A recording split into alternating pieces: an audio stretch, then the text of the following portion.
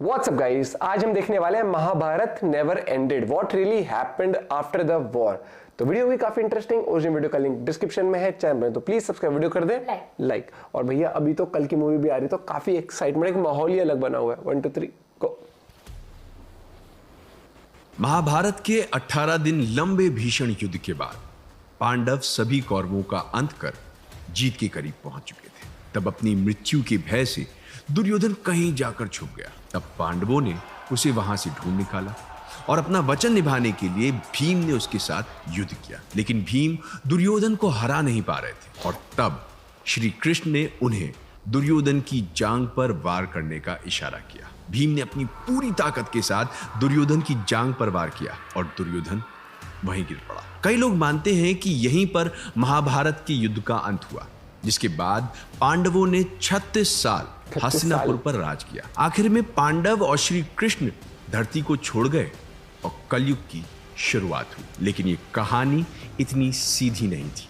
महाभारत युद्ध के बाद कई ऐसी घटनाएं हुई जिनसे आज भी कई अनसुने राज जुड़े हैं।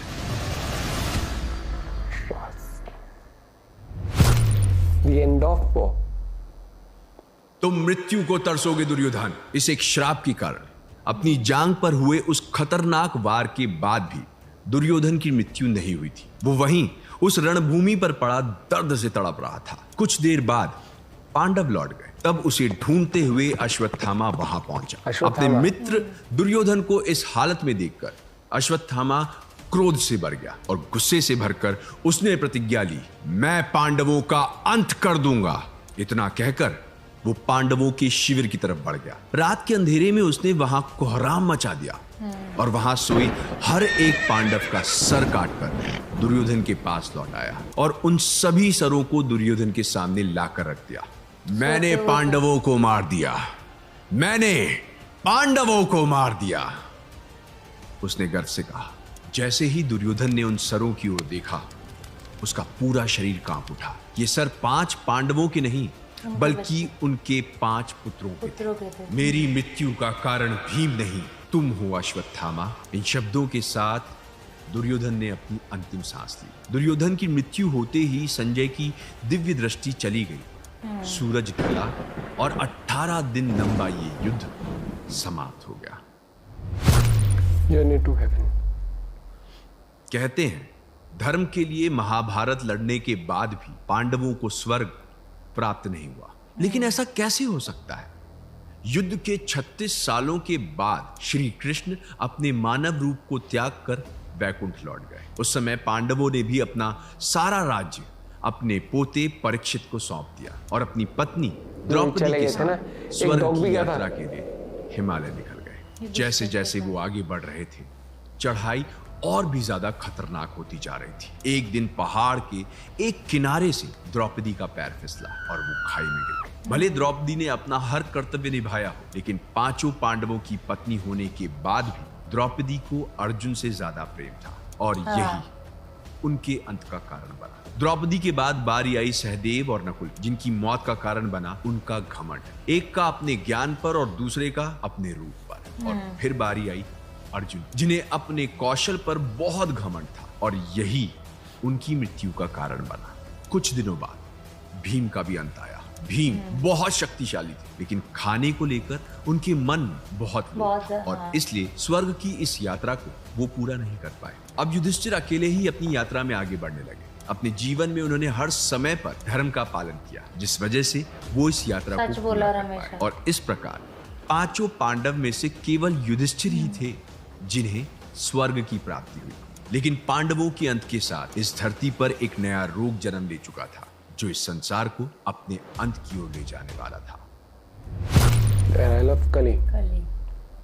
पांडवों के बाद हस्तिनापुर पर उनके पोते परीक्षित का राज शुरू हो चुका था। माना जाता है कि ऐसी भविष्यवाणी हुई थी कि श्री कृष्ण की अवतार समाप्ति के बाद कलयुग की शुरुआत होगी, जिस पर कली नाम की राक्षस का राज होगा। कली बहुत समय से धरती पर आकर यहां अपनी जगह बनाने की कोशिश में था और तभी उसका सामना हुआ परीक्षित से। परीक्षित एक महान राजा थे। एक बार वो अपनी सेना के साथ प्रजा का हाल जानने के लिए निकले, लेकिन रास्ते में उन्होंने एक बहुत ही खतरनाक दृश्य देखा, जहां एक आदमी एक गाय और एक बैल को डंडे से बुरी तरह पीट रहा था। महाराज परीक्षित ने देखा कि वो बैल केवल एक टांग पर खड़ा है, क्योंकि उसकी बाकी टांगें वो आदमी पहले ही तोड़ चुका था। ये बैल प्रतीक था धर्म का, जिसकी 4 टांगें तपस्या, साफ सफाई, दया और सच्चाई को दर्शाती थी। उसकी 3 टांगों को तोड़कर कली धर्म के 3 प्रतीकों पर विजय पा चुका था और अब केवल सच्चाई ही बाकी रह गई थी। जिस गाय को वो पीट रहा था वो प्रतीक थी भूमि देवी, जो कि भगवान कृष्ण के संसार से चले जाने के बाद पाप के बोझ से परेशान थी। परीक्षित समझ गए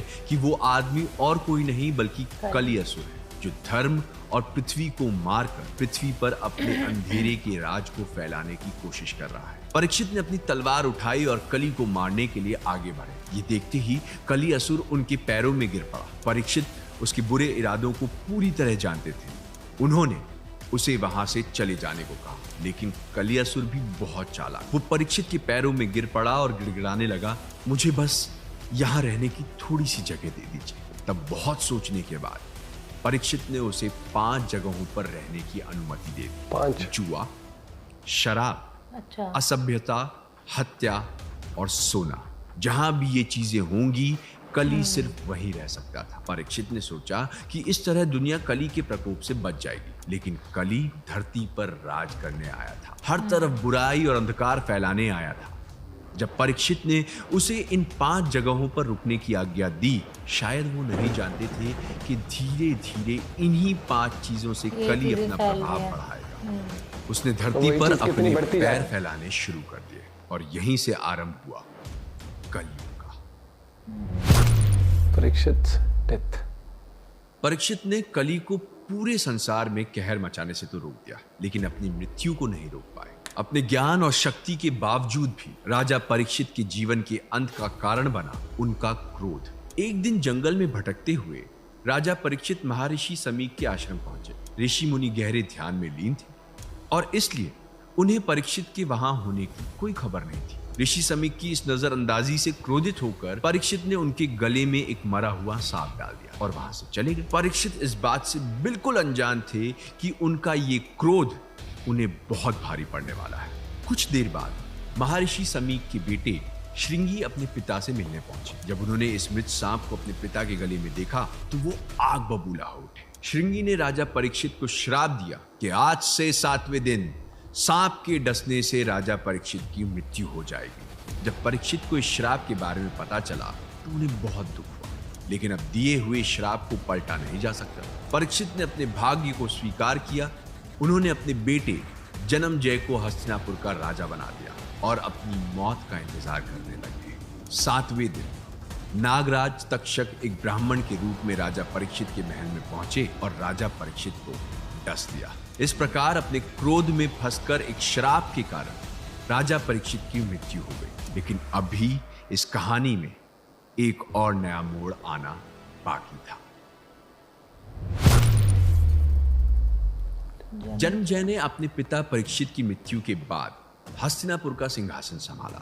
जन्मजय अपने पिता की मृत्यु का कारण जानते थे। उनके अंदर बदले की आग भड़क चुकी थी और इसलिए उन्होंने ठान लिया था कि नागराज तक्षक के साथ साथ पूरे नागवंश को खत्म कर देंगे। अपने इस इरादे को सच करने के लिए जन्मजय ने एक सर्प सत्र का आयोजन किया, एक ऐसा यज्ञ जिससे इस संसार में जितने भी नाग थे वो सब नष्ट हो सकते थे। उस समय एक विद्वान ऋषि आस्तिक मुनि ने जन्मजय को बताया कि इस यज्ञ से सभी नागों का विनाश इस संसार का संतुलन बिगाड़ सकता था। आखिर में ऋषि मुनि की बात को मानकर जन्मजय ने यज्ञ को रोक दिया और नागराज तक्षक की भी जान बख्श दी। ये दिन श्रावण के महीने में शुक्ल पक्ष की पंचमी का था, जिसे आज हम नाग पंचमी के रूप में मनाते हैं। महाभारत के युद्ध ने बहुत कुछ बदल दिया था, पर उसके बाद हुई घटनाएं भी उतनी ही महत्वपूर्ण थीं, क्योंकि आज हम जिस समय में रह रहे हैं, जिस युग में रह रहे हैं, सब कुछ उस समय से जुड़ा हुआ है। आपको क्या लगता है?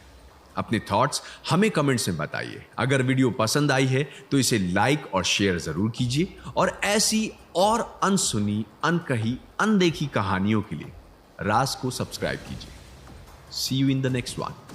इंटरेस्टिंग नरेशन काफी गजब था, लेकिन मुझे राजा परीक्षित के बारे में बिल्कुल नहीं पता था किस तरह डेथ हुई थी। तो वही चीज है ना कि जो अनसुनी कहानियां जो जिस तरीके से बताते हैं और किस तरीके से पूरा पहले थोड़ा सा उसका रिकैप देंगे, फिर उस तरीके से उस चीज को बताते हैं। तो इंटरेस्टिंग था और किस तरीके से वो नहीं पता था, बहुत सारी चीज पता लगी। और अभी जैसे कल की मूवी भी आएगी, वो उसका पार्ट 1 आएगा अभी, तो और मेरे हिसाब से उसके काफी पार्ट्स आएंगे, तो उसका भी कनेक्शन, कलयुग, कल की अवतार, बहुत चीजें।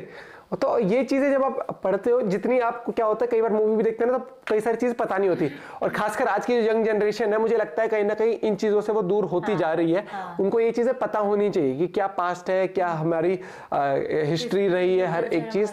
और फिर अब मान लो किसी को, अगर हम सीधा कल की मूवी कोई बच्चा देखे जिसको कुछ नहीं पता होगा, तो उसके लिए मार्वल मूवी हो जाएगी वो, कि अश्वत्थामा कौन है, किस तरीके से उनको वो सजा मिली, वो श्राप मिला था ना उनको, वो मणि हट गई थी, तो क्या कनेक्शन है। वही चीज है कि जब आप देखते हो, और ये चीज बहुत अच्छी लगती है कि आज के टाइम पर अपना इंडियन सिनेमा अपनी हिस्ट्री को इस तरीके से, माइथोलॉजी को, हर एक को मूवी के थ्रू, क्योंकि अब यंग जनरेशन को क्या चाहिए, नई VFX, नई। जैसे पहले हम जब बच्चे थे तब रामायण आती थी, महाभारत आती थी, वो उस टाइम के हिसाब से वो VFX हर एक चीज बढ़िया थी।